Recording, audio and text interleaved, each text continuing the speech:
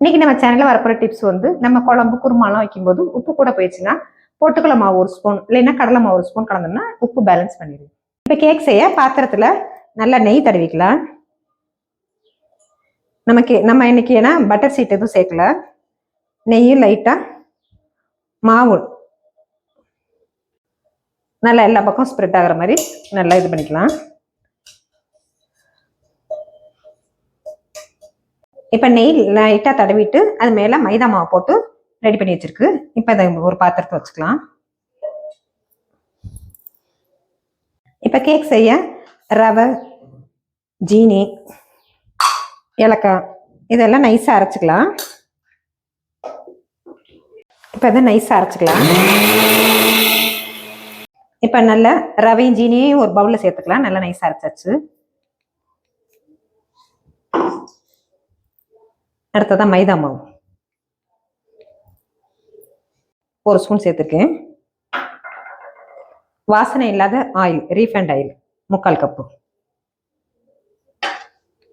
கொஞ்சம் ஒரு பிஞ்சு உப்பு, லைட்டாக இதை எல்லாத்தையும் கலந்துக்கலாம். அடுத்ததாக காய்ச்சி ஆற வச்சிருக்க பால் அதையும் சேர்த்துக்கலாம். நம்ம எல்லாத்தையும் கேக்குக்கு வந்து ஒரே டைரக்ஷனில் தான் நம்ம கிளறணும். இப்போ கலந்து வச்சிருக்க மாவை நல்லா பாத்திரத்தில் சேர்த்துக்கலாம்.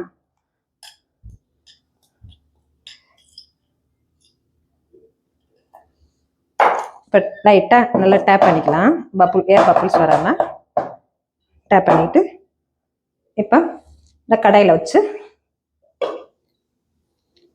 ஒரு கொஞ்சம் ஆறினோன்னா லைட்டாக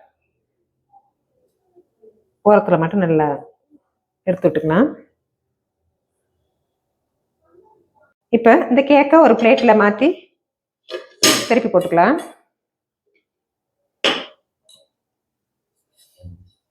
சரியான பதத்தில் வந்துருச்சு கேக்கு. நம்ம பட்டர் சீட் எதுவும் போடாமலே நல்லா சூப்பராக வந்துருச்சு கேக்கு.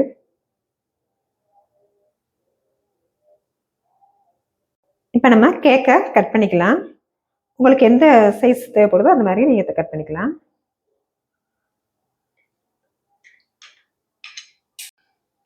நம்ம செஞ்ச கேக்கில் இன்னைக்கு முட்டை எதுவும் சேர்க்கல. நல்லா கேக்கு நல்லா பஃப்லியாக வந்திருக்கு, நல்லா பஞ்சு பஞ்சா.